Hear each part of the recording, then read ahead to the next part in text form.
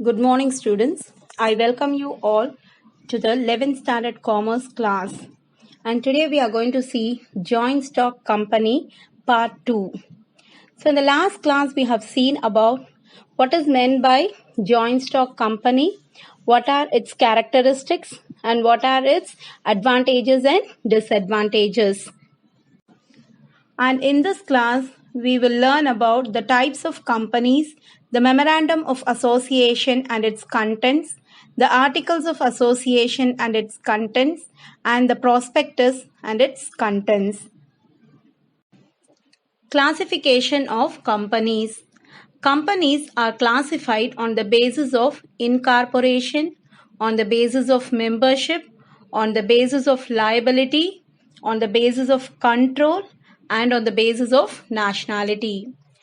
First, on the basis of incorporation, if you see the chart, you can see chartered company, statutory company, association not for profit.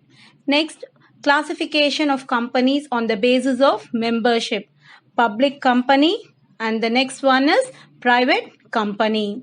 Next, on the basis of liability, limited by shares, limited by guarantee, unlimited liability.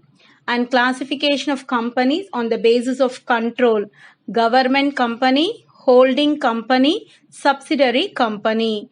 And on the basis of nationality, domestic company, foreign company, and multinational company. So we'll see the classification of companies one by one. Types of companies. Classification of companies on the basis of incorporation. First, chartered companies. Chartered companies are established by king or queen of a country. Powers and privileges of chartered company are specified in the charter. Power to cancel the charter is vested with king or queen. So the chartered companies, they are established by the king or queen of a particular country. And the rights and powers of the chartered company are given in the charter, are defined in the charter. And to cancel the charter, the power is with the king or with the queen. So example of chartered companies are East India Company, Bank of England, Hudson's Bay Company. So all these are examples of a chartered company. And the Companies Act, they do not apply to such type of companies, that is chartered companies. And these type of companies cannot be started in India now. Statutory companies. Companies established by special acts of parliament or state legislatures are called statutory companies. The special acts under which they are established regulate their functioning. Statutory companies enjoy autonomous status. So these companies, they are established by a special act passed by the parliament or by the state legislatures. So such type of companies are called as statutory companies. And these companies, they enjoy autonomous status, that is, they are independent. Example of statutory companies: Food Corporation of India, FCI, LIC, RBI, SBI, IDBI, Electricity, ONGC. So all these comes under statutory company. Association not for profit. According to Section 8, the central government may, by license, grant that an association may be registered as a company with limited liability without using the words limited or private limited as a part of its name. The license will be granted only in the case of association not for profit. So the central government, they grant license to an association, that may be registered as a company. So these company may be given license only in the case if they do not earn any profit by using this company. And this company, they don't use the word limited or private limited in its name.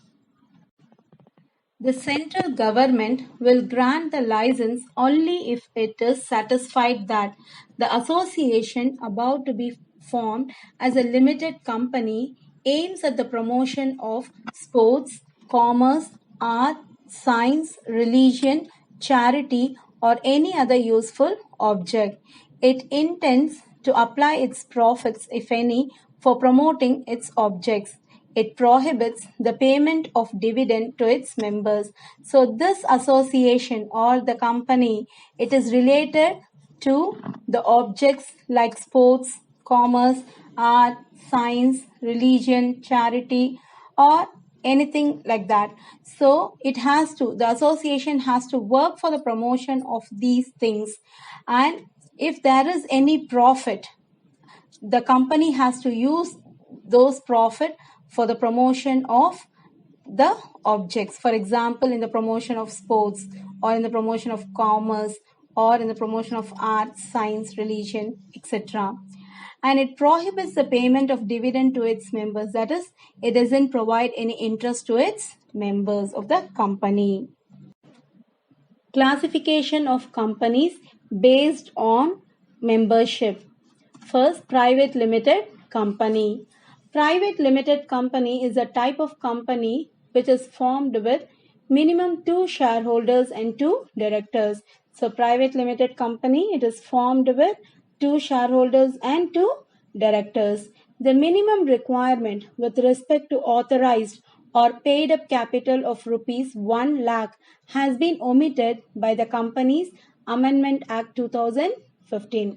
So in the earlier act, if you see, the minimum requirement for a private limited company, the paid up capital was rupees 1 lakh. But this minimum requirement has been omitted by the Companies Amendment Act 2015. Next, maximum of 200 persons can become shareholders in a private company. So, minimum number of members is 200 persons. 200 shareholders can be in a private company. Next, the name of a private company should be suffixed with private limited. That is, at the end of the private company, it should have private limited. The name should have private limited. For example, Scientific Publishing Services Private Limited, Chennai. A private limited company can be formed in 3 variations. That is, it can be formed in 3 different ways. One, as a private limited company. Next, as a small private limited company. And the third one is as a one-person company. Public company. Public company means a company which is not a private company. A public company may be said to be an association with consists of at least 7 members, has a minimum paid up capital of rupees 5 lakh or such higher paid up capital as may be prescribed, and it is a subsidiary of a company which is not a private company, does not restrict the right to transfer its shares. So a public company is not a private company, and it consists of at least 7 members, and the minimum paid up capital, that is the minimum investment of a public company, is 5 lakhs and above, and it is a subsidiary of a company, and it is a subsidiary of a company which is not a private company, and that company of which it is a subsidiary, it is not a private company, and it does not restrict the transfer of shares. So in a private company, if you see, there is restriction in the right to transfer the shares, but here there is no restriction. And the name of the public company, it should be suffixed with limited. As we have seen in a private company, the private company should be suffixed with private limited. Here it has to be suffixed with limited. So for example, National Aluminium Company Limited, Chennai. Classification of companies on the basis of liability. First, company limited by shares. A company limited by shares is a company in which the liability of its members is limited by its memorandum to the amount, if any, unpaid on the shares respectively held by them. The companies limited by shares may be either public companies or private companies. If a member has paid the full amount of shares, then his liability shall be nil. So what is meant by this memorandum? Memorandum of association. So memorandum of association is nothing but it is a legal document, or it is the constitution of the company which tells about the relationship of the company with its shareholders. So in the memorandum there is a mention of about the shares of the members. So in a company limited by shares, the liability of its members is limited to the amount unpaid on the shares held by them. That is, if a member buys a share at rupees 10, he has paid rupees 7. So the unpaid amount is rupees 3 on the shares. So the member is liable to pay rupees 3, which is the unpaid amount on the shares which is held by him.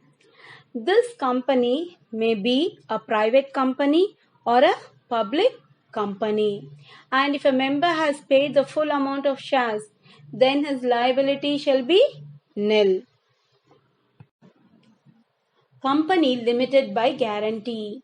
A company limited by guarantee is a company in which the liability of its members is limited by its memorandum to such an amount as the members may respectively undertake to contribute to the assets of the company in the event of its being wound up. So at the time of the winding up of the company, the members are liable to contribute to the assets of the company. So such type of company, they are formed for the promotion of commerce, art, science, religion, charity. Yes, and these type of companies may either be private companies or public companies. Unlimited company. An unlimited company is a company in which the liability of its members is not limited by its memorandum. In other words, the liability of members is unlimited. That is, there is no limit on the liability of members.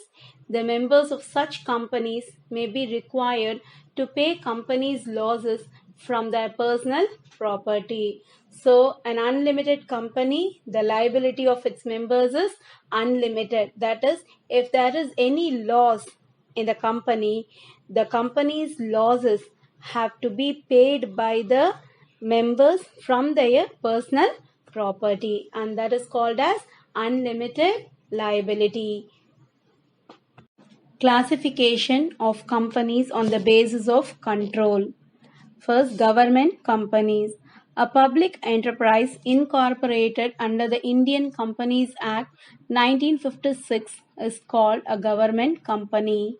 These companies are owned and managed by the central or the state government. So, a public enterprise which is incorporated under the Indian Companies Act 1956 is said to be a government company, and these companies are either owned and managed by central government or by the state government. So according to section 617 of the Companies Act 1956, a government company is defined as any company in which not less than 51% of the paid up share capital is held by the central government or any state government or governments, or partly by the central government and partly by one or more state governments. That is a company in which not less than 51% of the paid up share capital, that is more than 51% of the investment is made by the central government or by the state government or governments, that is more than 2 or 3 states, partly by the central government and partly by one or more state government. It is said to be a government company. Holding company. As per Section 287, subsidiary company or subsidiary in relation to any other company, that is to say, the holding company means a company in which the holding company controls the composition of the board of directors or exercises or controls more than one half of the total share capital, either at its own or together with one or more of its subsidiary companies. So, holding company, it is a parent company. It owns and controls other business. So, a holding company, if you take, it owns more than 50% of other companies' share, and it also has an authority to make management decisions. It controls the company's board of directors. So, the sole purpose of a holding company is controlling and managing the subsidiary company. Subsidiary company. Subsidiary company or subsidiary in relation to any other company, that is to say, the holding company, means a company in which the holding company controls the composition of the board of directors, exercises or controls more than one half of the total share capital, either at its own or together with one or more of its subsidiary company. So, a subsidiary company is controlled by the parent company or holding company. So here the holding company controls the composition of the board of directors, and the holding company controls more than one half of the total shares of the subsidiary company. So you can see an example for subsidiary company.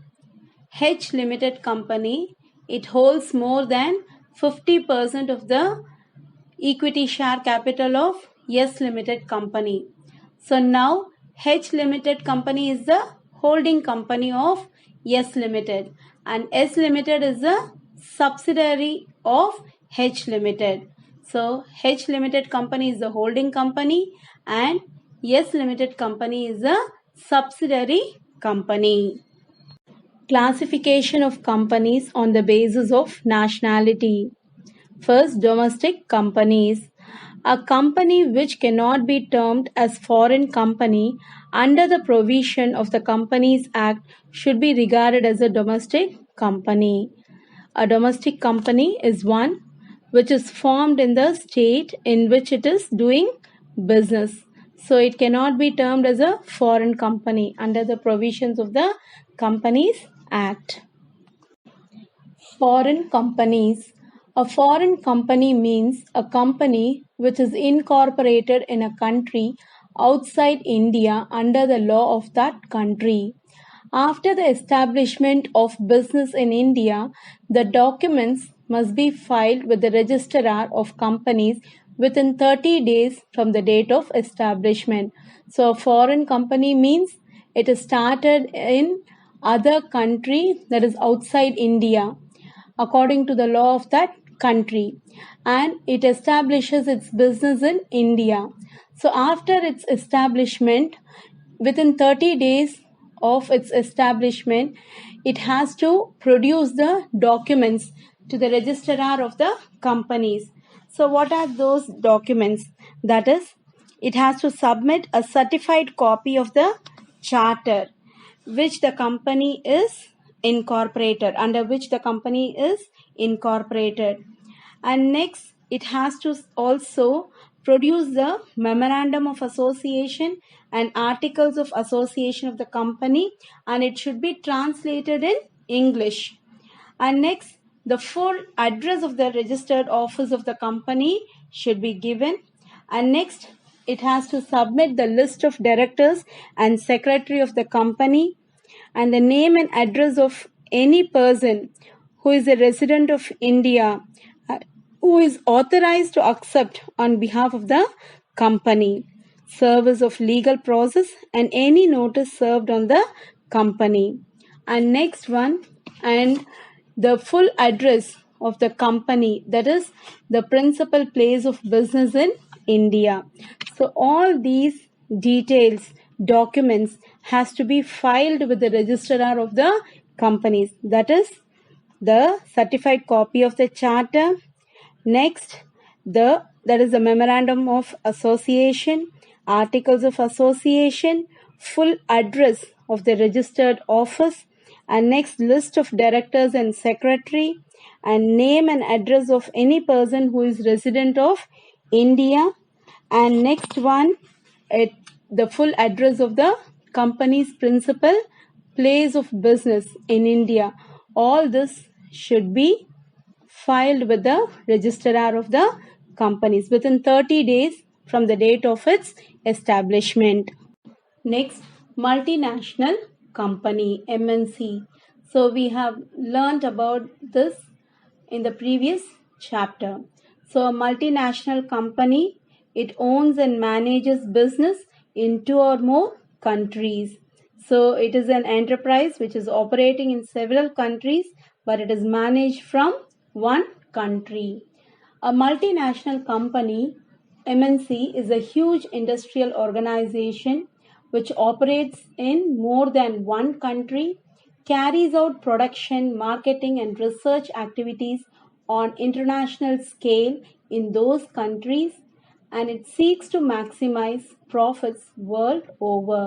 So multinational company, it operates in more than one country, and production, marketing, research activities are done on a large scale, that is at international level it is done.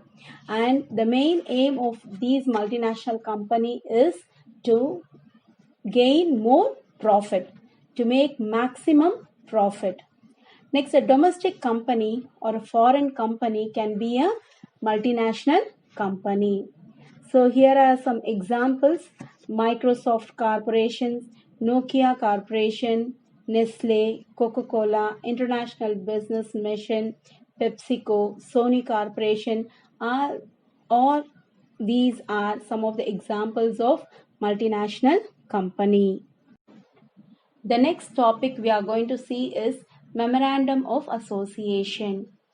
A memorandum of association is a legal document prepared in the formation and registration process of a limited liability company to define its relationship with shareholders.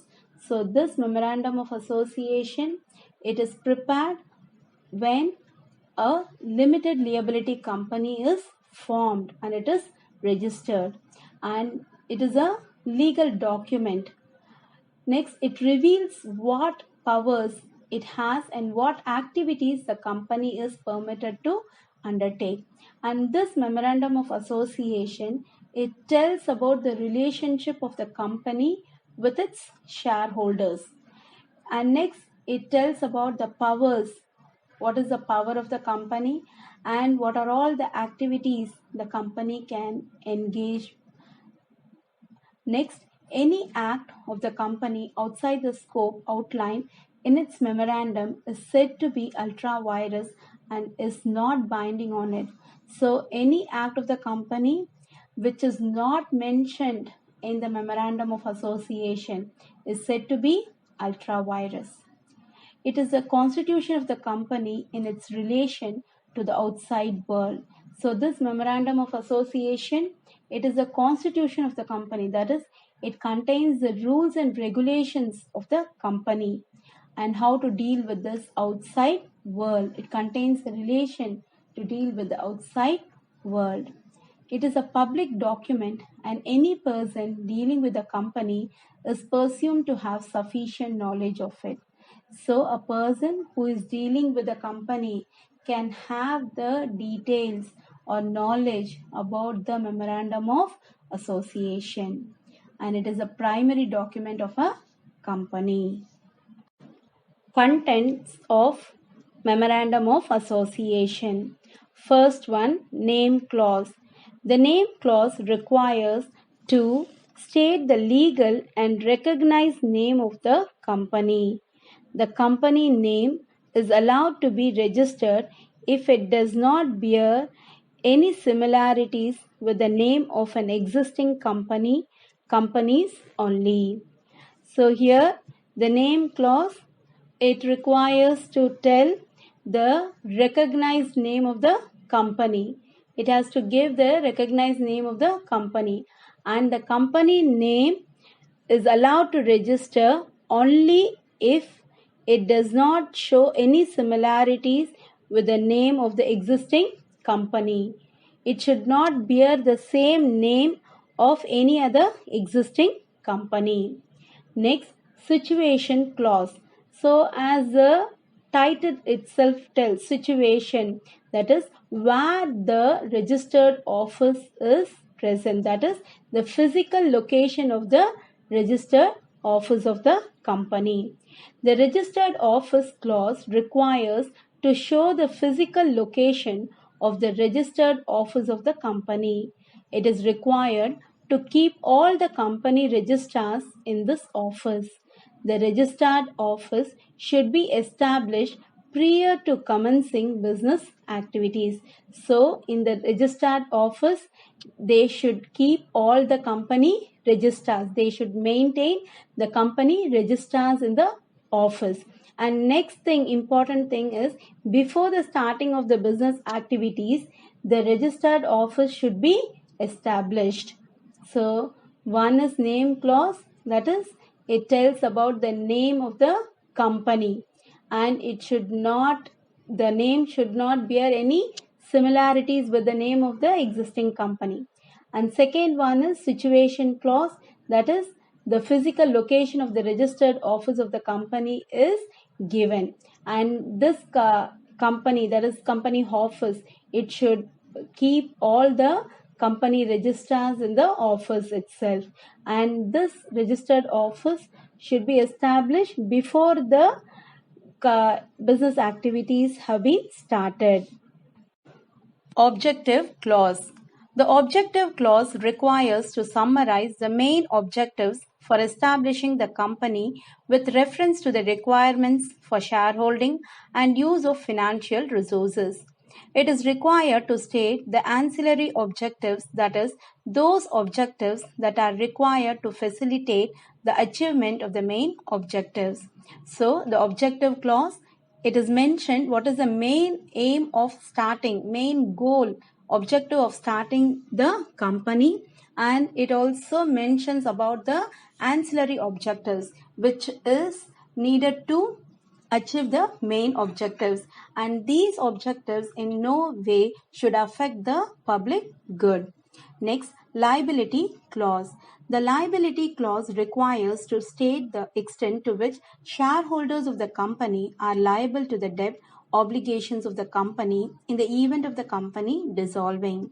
There are companies limited by shares and limited by guarantee. So in the liability clause, it is mentioned about to what extent the shareholders of the company are liable to the debt which is to the company. When the company is going to be dissolved, the company must have any debt. So that debt has to be cleared by the shareholders, and to what extent the shareholders are liable to the debt.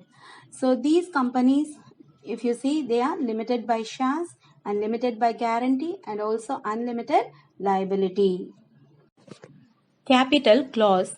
The capital clause requires to state the company's authorized share capital, the different categories of shares, and the nominal value, the minimum value per share of the shares.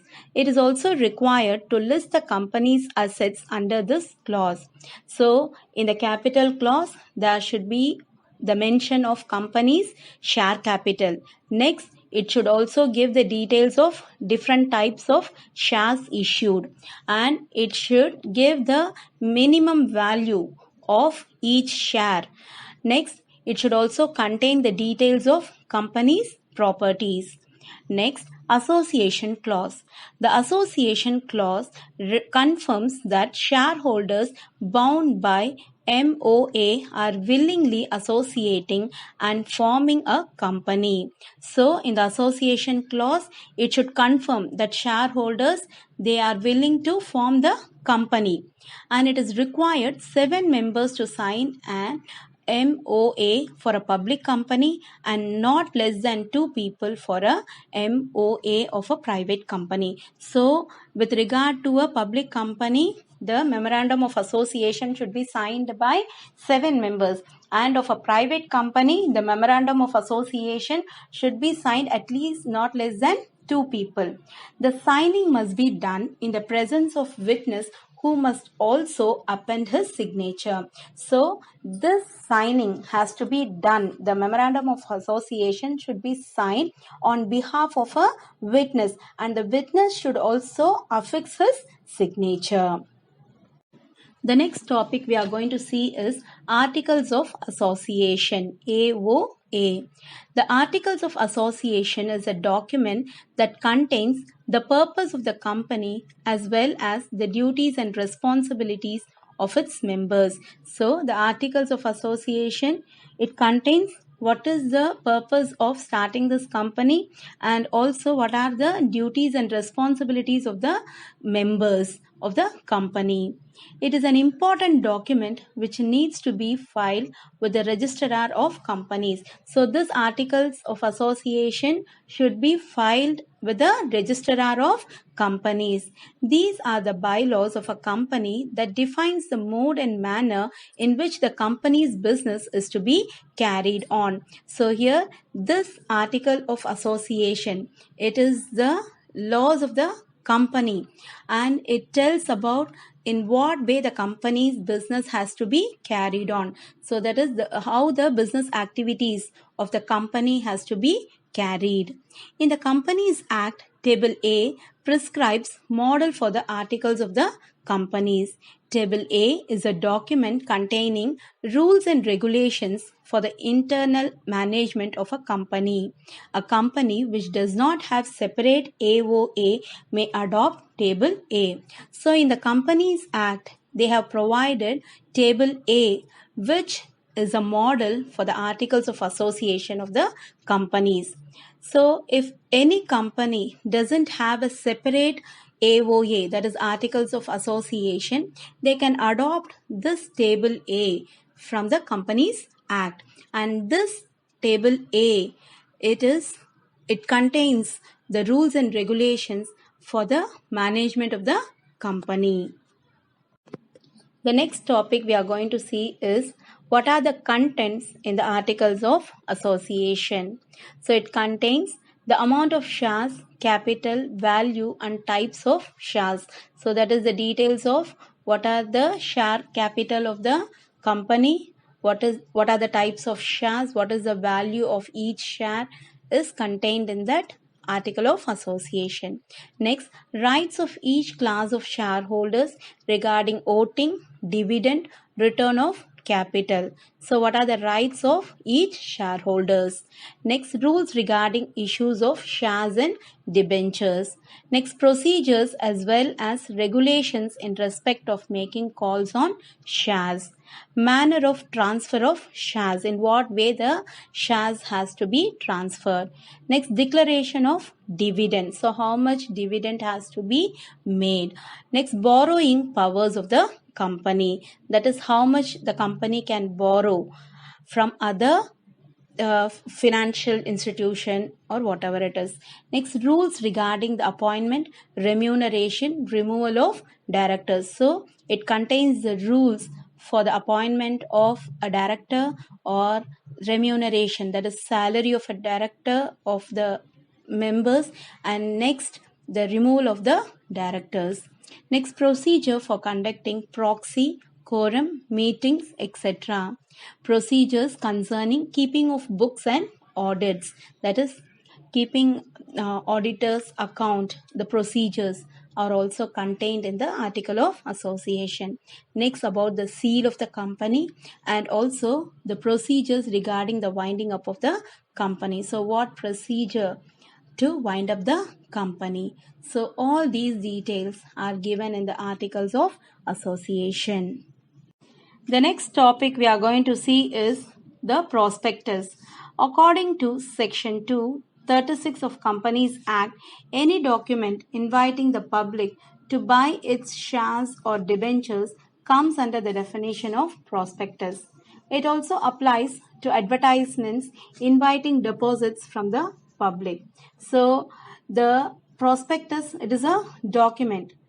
It is inviting the public to buy the company shares. It invites the public to buy the company shares or debentures. So it contains the details needed for the investors, those who are going to invest in that company. It contains the details, for example, about the shares, about the price of shares, about the management members. So all the details are contained in this prospectus. So it is also regarded as advertisement which invites deposits from the public. The next topic is what are the content of the prospectus. The prospectus contains the main objectives of the company, the name and addresses of the signatories of the memorandum of association, and the number of shares held by them. So the prospectus, it contains the details about what is the main objective of the company, what is the name and address of the signatories of memorandum of association. That is, we have seen that in the case of a public company, 7 members are needed for signing the memorandum of association, and for a private company it is not less than 2. So next, it gives the details about the name, address and occupation of directors and managing directors, and the number and classes of shares and debentures issued, how many shares and what are the different types of shares and debentures issued, the qualification share of directors and the interest of directors for the promotion of the company. So what are the shares of directors and the interest of directors for the promotion of company. Next, the number, description and the document of shares or debentures which within the 2 preceding years have been agreed to be issued other than cash. So that is the shares or debentures which have been issued already, that is 2 years, preceding 2 years, and other than cash, which have been agreed or to be issued or it is to be issued. That details are also mentioned in this prospectus. Next, the name and addresses of the vendors of any property acquired by the company and the amount paid or to be paid. So next, it contains the details of the name and addresses of the vendors, that is the property which has been acquired, that is purchased from the vendors by the company, and whether the amount has been paid for that or whether the amount has to be paid. Next, particulars about the directors, secretaries and the treasurers and their remuneration. So details about the directors, secretaries and treasurers and about their salary. Next, the amount for the minimum subscription, that is amount for the minimum shares. If the company carrying on business, the length of time of such business. So what is the time duration of the company for carrying on the business. Next, the estimated amount of preliminary expenses. So an estimate of the expenses should also be given. Next, the prospectus contains the name and address of the auditors, bankers, and solicitors of the company. It also contains the details of time and place where copies of balance sheets, profits and loss account, and the auditor's report may be inspected. So the auditor's report so submitted must deal with the profit and loss of the company for each year of 5 financial years immediately preceding the issue of prospectus. So the auditor's report should contain the details of profit and loss of each year. Next, if any profit or reserve has been capitalized, the particulars of such capitalization will be stated in the prospectus. So if there is any profit of the company or if there is any reserve of the company, that should also be stated in the prospectus. That should be also mentioned in the prospectus.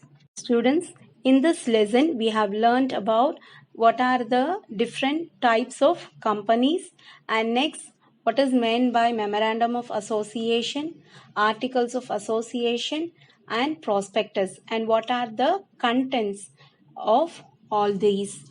Thank you, students.